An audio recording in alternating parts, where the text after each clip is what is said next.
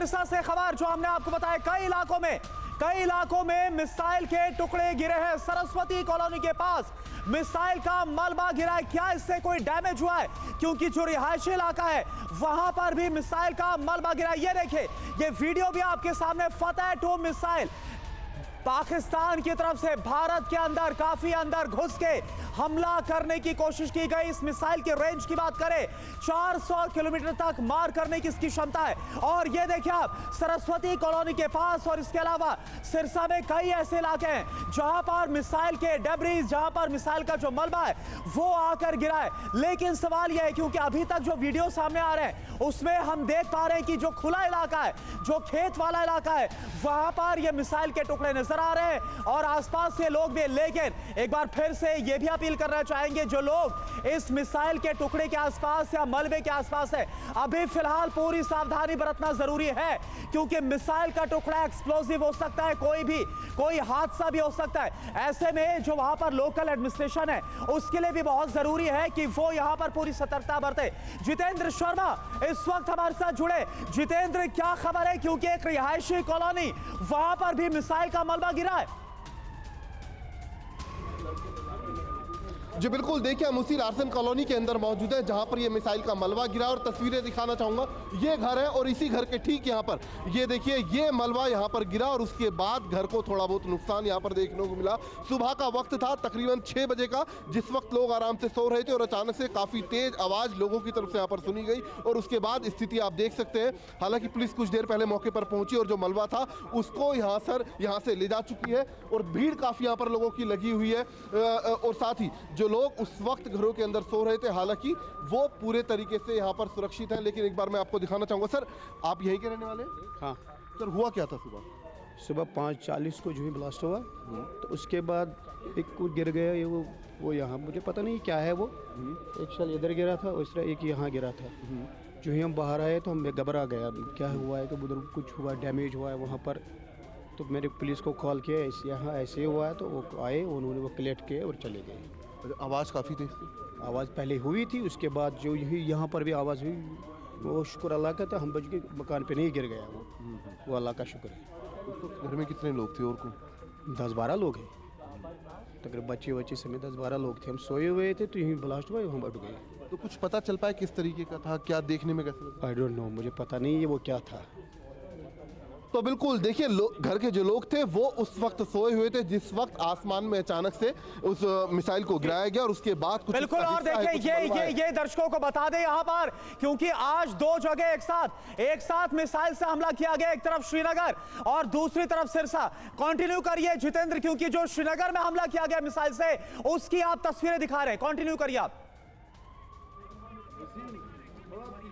जी बिल्कुल, देखिए दोनों हमलों को पूरे तरीके से निरस्त कर दिया गया, मिसाइल को हवा में ध्वस्त कर दिया गया और तस्वीरें आप देखिए किस तरीके से जो मलबा था वो आपको यहाँ पर गिरा हुआ दिखाई देगा। हालांकि नुकसान कम हुआ, घर के बिल्कुल आंगन में गिरा है और ये देखिए घर अब यहाँ पर टाइल्स टूटी हुई है और ठीक जो लोग उस वक्त यहाँ पर मौजूद थे वो सोए हुए थे।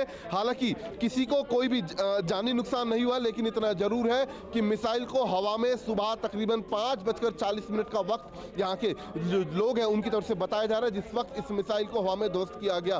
साथ ही जिस वक्त हम श्रीनगर में मौजूद थे उस दौरान काफ़ी तेज आवाज़ें भी यहाँ पर सुनने को मिली और इसके अलावा काफ़ी जेट जो थे वो हवा में उड़ते हुए दिखाई दिए। तो कहा जा सकता है जो मिसाइल अटैक हुआ वो पूरे तरीके से उस हमले को नाकाम कर दिया है।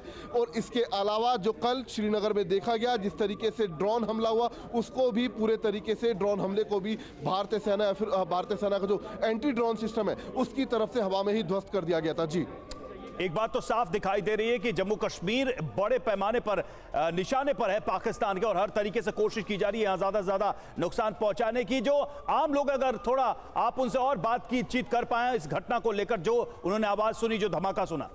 जितेंद्र सर, ये कितने बजे आपको धमाका सुनाई? 5:45 बजे के करीब। हुआ क्या था?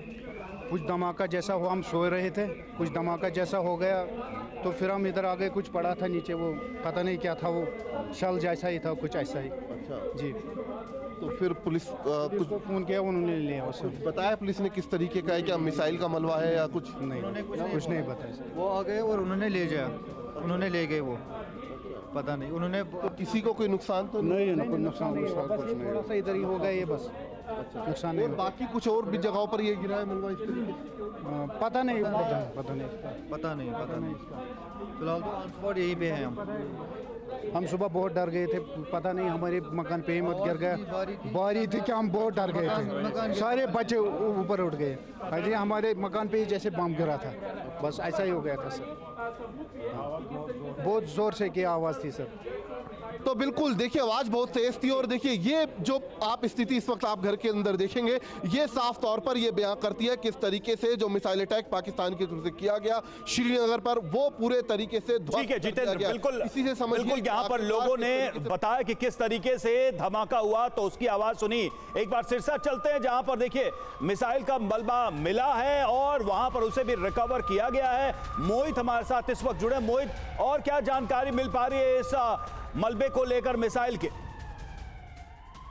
देखिए ये देर रात सिरसा के लोगों ने धमाका सुना था, एक लाल रंग की लाइट भी आसमान में दिखी जिसके बाद ये पता लगा है कि पाकिस्तान की तरफ से ये एक मिसाइल भारत पर फायर की गई थी जिसे भारतीय एयर डिफेंस सिस्टम ने मार गिराया। और उसके बाद सिरसा के अलग अलग जगहों पर सब्जी मंडी के पास पहले हमने एक वीडियो अपने दर्शकों को दिखाया जहां पर कुछ मलबा मिला है, और अब ये सरस्वती कॉलोनी है सिरसा की, उसके पास खेतों में भी ये मलबा मिला है। एक अच्छी बात ये रही कि किसी भी रिहायशी इलाके के ऊपर ये मलबा आकर नहीं गिरा, नहीं तो नुकसान हो सकता था। खेतों के अंदर ही फिलहाल इस मिसाइल के अलग अलग टुकड़े और ये मलबा जो है लगातार बरामद किया जा रहा है।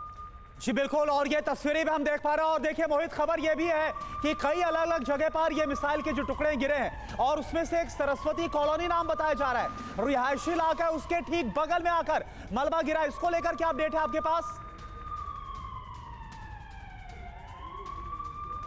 इस तरह से मिसाइल का मलबा मिलने की पुष्टि हुई है और जिसमें सब्जी मंडी इलाका है लेकिन वहां पर भी खाली इलाका था, वहीं पर ये मलबा गिरा है। और सरस्वती कॉलोनी के पास जो खेत है वहां पर ये मलबा मिला है।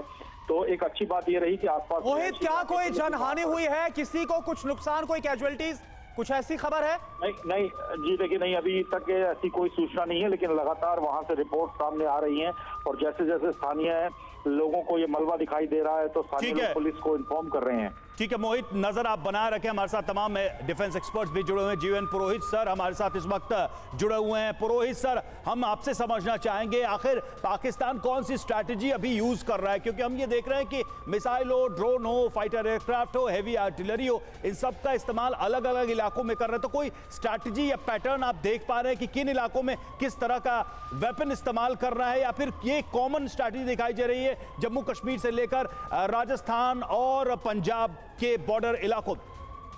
जी करुणा, नमस्कार, जय हिंद। जय हिंद सर। जी जीवन सर। जी, आप अगर देखें पिछले 3 दिन का हिसाब किताब तो पाकिस्तान की पहली स्ट्रेटेजी और बहुत बड़ी स्ट्रेटेजी थी बौखलाहट। वो इतना जबरदस्त बौखलाया बहावलपुर मुरीद के और इन अटैक से कि उसे समझ में नहीं आया कि क्या करें। और उसके बाद में जब उसने अपने विट्स बटोरे, हमने उनको बोला जी ठीक करो, माफ़ी मांगो, टेररिज्म को लाइन पे लो और सब ठीक हो जाएगा। उसकी बजाय उसने रिटेलिएट किया और आपको मालूम है कि 36 जगहों पर पिछले 24 घंटे में उसने फायर किया। 300 से 400 ड्रोन फायर किए, कल की प्रेस मीटिंग में बताया गया था। उसके बाद फिर 26 लोकेशन से फायर किया। और अभी जो पैटर्न मैं देख पा रहा हूं, मुझे कुछ पैटर्न थोड़ा थोड़ा खुल के नजर आ रहा है। पहला तो ये है कि वो अपनी नाकामी को लेकर के खिसियानी बिल्ली खंबा नोचे की स्ट्रेटेजी पे चल रहा है कि किसी तरह से मैं अपनी जान बचाऊं, किसी तरह से रिटेलिएट करूं। जहां तक एसेट्स की बात है, तुर्की ने और चीन ने उनको काफी एसेट्स दे रखे हैं, उनके पास पुराने भी अपने एसेट्स हैं, तो कुछ दिन वो लड़ सकता है। इस बात को हमें एक्सेप्ट करना चाहिए। दूसरा, लाइन ऑफ कंट्रोल के ऊपर ये जब से सीज फायर शुरू हुआ है 89-90 से, जब से कश्मीरी पंडितों को भगाया है, तब से ये फायर चल रहा है। 93 में ये हमारा MOU हुआ था कि फायर नहीं करेंगे, लेकिन इसके बावजूद भी वो तोड़ता रहा है। चेंज अभी आया है, जब मैं LOC पे था और अभी के अंदर इतना चेंज है। पहला है इंटेंसिटी, दूसरा है टाइप ऑफ वेपन्स। जो आर्टिलरी वेपन्स वो पहले इस्तेमाल करता था, अभी उसकी जगह मीडियम तक आ गया है।